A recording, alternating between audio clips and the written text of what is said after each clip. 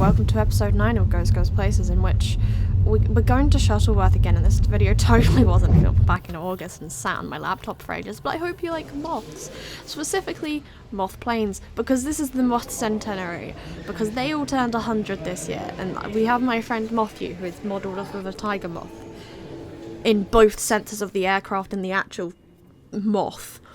Please do enjoy as I took Matthew around an airshow for a day. 20 minutes of planes!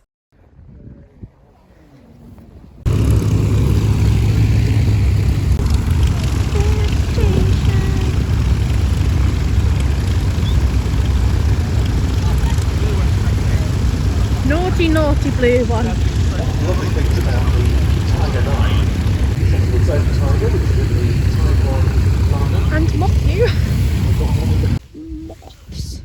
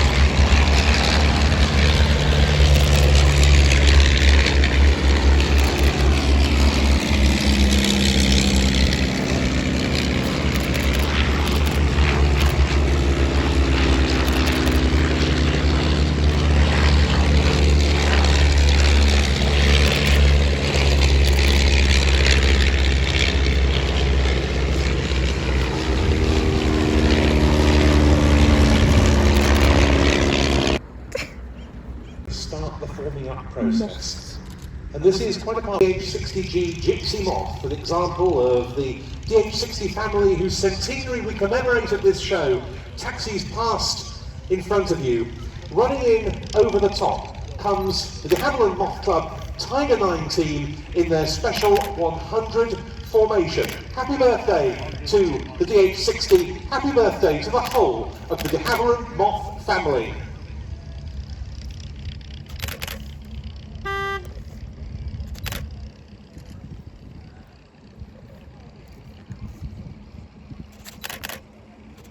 At least we can see him properly. Oh yeah.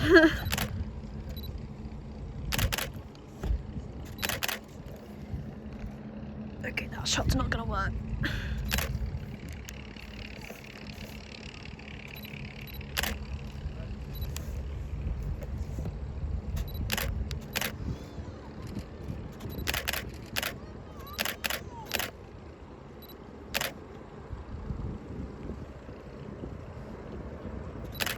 Okay. Well, that is just marvellous to say overhead, and that is the point at which, if they have an engine failure, they are not allowed to come back to the airfield, because that might influence those people on the ground. They have to go ahead and round the field. And so behind us are the 5 who are going to come into land. Some of them have been brought out of retirement. They're former Tiger pilots, massive experience, who have done what their display authorisations rather than just they did before weeks away.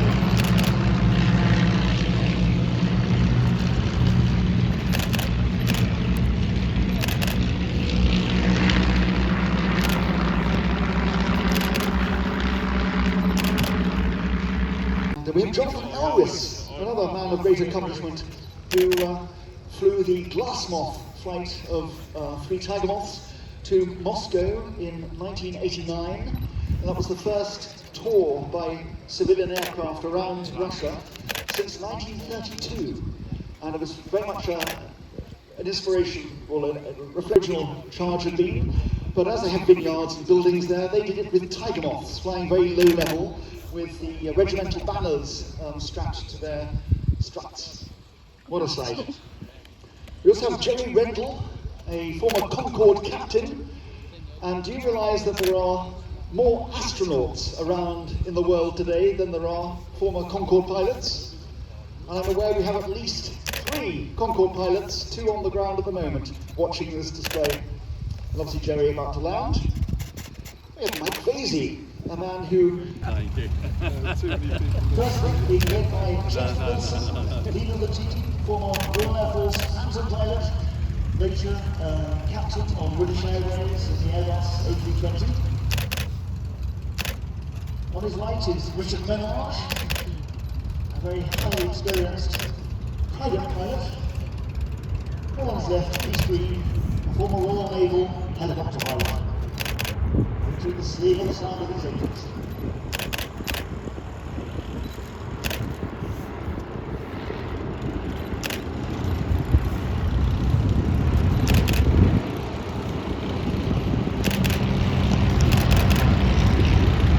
Who is flying the oldest flying Tiger Moth in the world.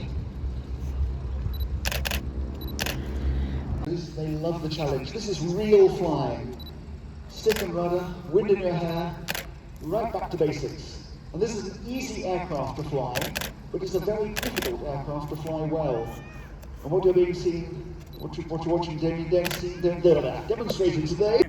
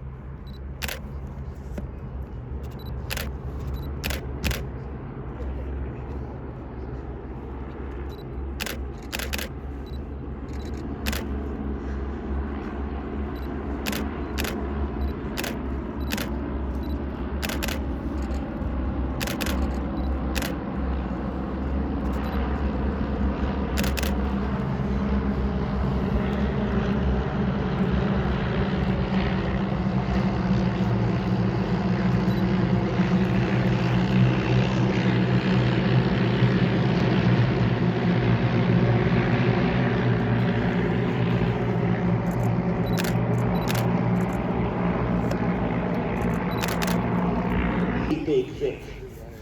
And this is like a Vic formation, a V, the leader in the front and the wingmen dragging behind him. But it's really difficult to do massive formations of a Vic. Because if you can imagine, if a man near the inside makes a bit of a wobble, the one next to him is going to wobble even more. And by the time you get to the outside, they're being thrown all over the place like a sort of whip. And they're looking lovely and stable. Again, this will be a great career opportunity.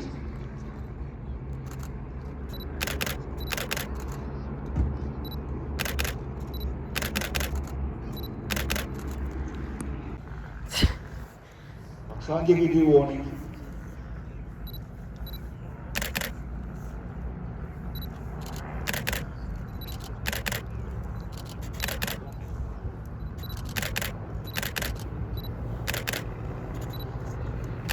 Braking.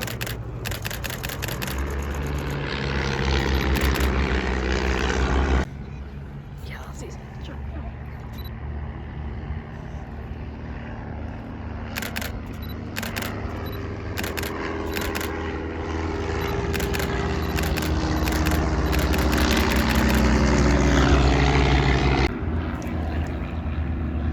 Nigel Lemon in the Moth Major, doing a half human age at the end.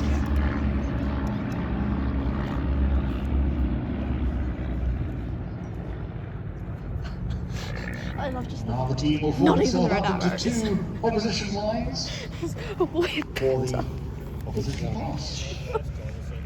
Multi-cross, I should say.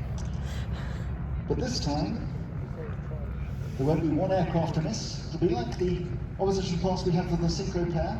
There won't be one aircraft. There'll be between 5. Yes.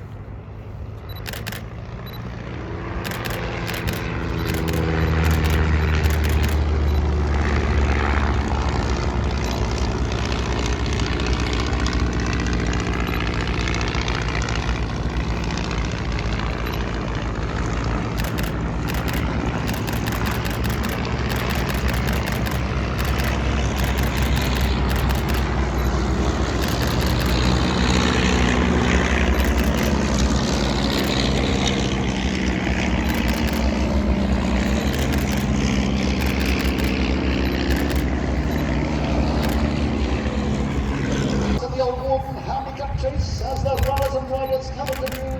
And in the lead is Easy Tiger. Easy Tiger, 2-1 favourite, won by Adam Clark. Very closely by DeHavilland Moth, 5-2, written by Peter. Next is Green Bullhound, written by Peter. Next is I'm the Leader, 1, written by Jeff Wilson. Then is Duncan Clements, 6-1, written by Duncan Green. Then is Easy Squeezing, 10-1, written by Nigel Lennon. Faster Than Sound, 12-1, written by Cherry Redmond. Then is Golden Molding, 20-1, written by Brendan Gossett. Then is Antoine, 30-1, by Richard Bernard. Then is River Around, 40-1, by Jonathan Jennifer. And way up the rear, it's the King Speech, 22-1 outsider, written by John Thurston.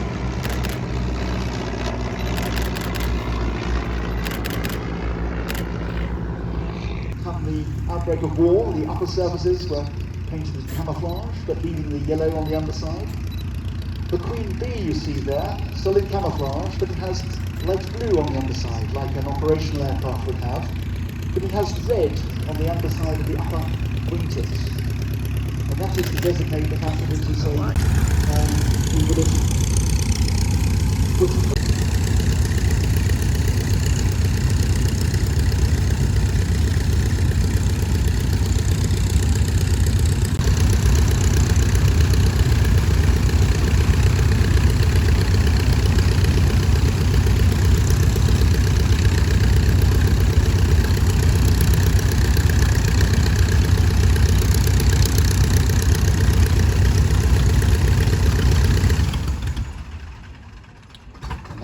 synchro shutdown. It was Tim Please DeHavilland DH51. Then leading the next pair, we've got the DH60 Moth, the Cirrus Moth, followed by the DH60X, the Hermes Moth. All three of those are Shuttleworth collection aircraft. Following them is the DH60G Gypsy Moth. And then lastly, an aircraft we've just seen, another DH60, but the ultimate model, the DH60 G3 Moth Major. But one hurdle that needed overcoming was that of a suitable engine. And once again, ABC, the aircraft disposal company, provided the answer. It employed Frank Halford, who was already known personally to DeHavilland as its engine design consultant. And it cut a 120 horsepower Renault V8 engine in half to create, with various modifications, a 60 horsepower 4-cylinder unit suitable for light aircraft, and the result was the ABC Cirrus. And that's the engine that powers the first of the 3 DH60s in the formation, running through behind the DH51.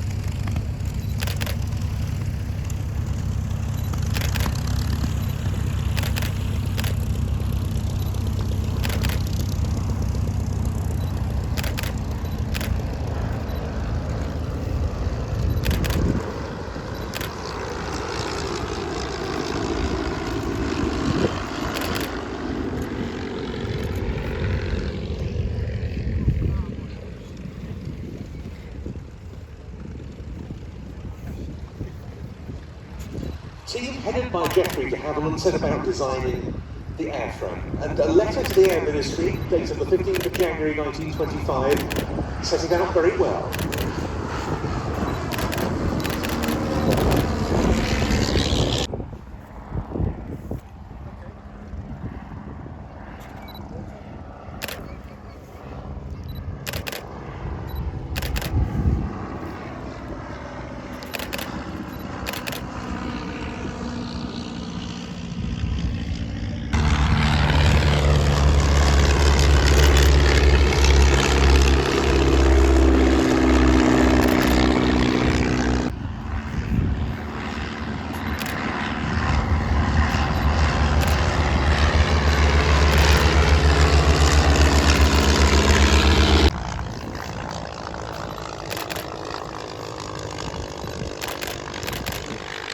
The Class 2 light aeroplane category of 186.47 miles an hour with the short span wings.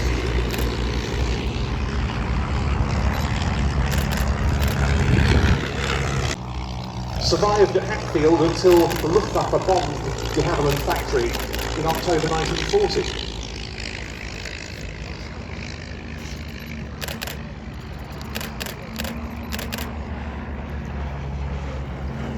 Butler said the DH-80 gives one an entirely new feeling and outlook on flying.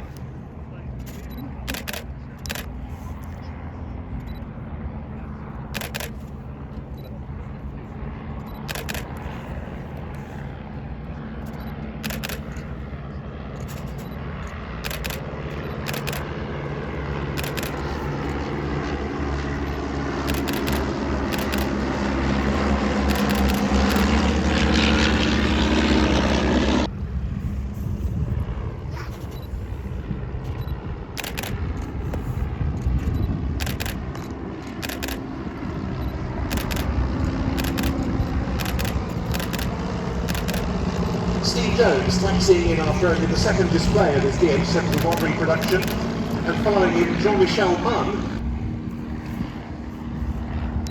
Now passing overhead those two early representatives of the Tiger Moth.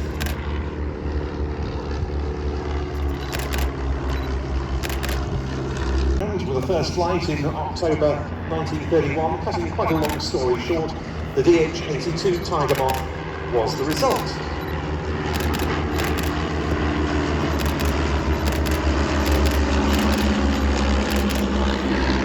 Gave it a serial number. It was that of the first production Tiger delivered to the RAF Central Flying School in November 1931. And with it is an aircraft, again, that we saw in the Tiger 9.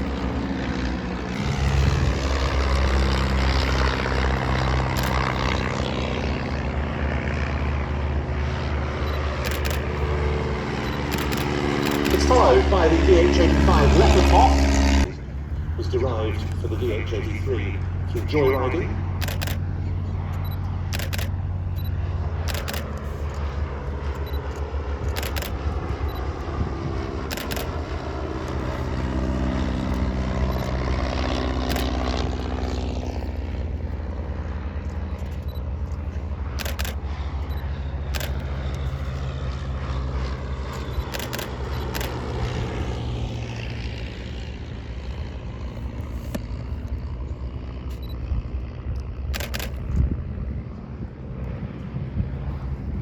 And that was both before and after World War II.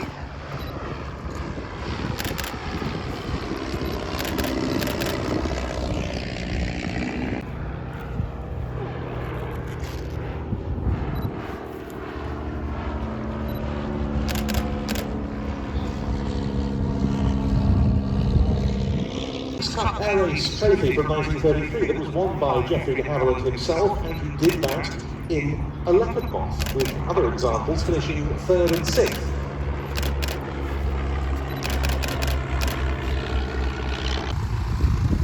The aircraft in this group landing on now, Steve Jones first with his Fox Moth, which was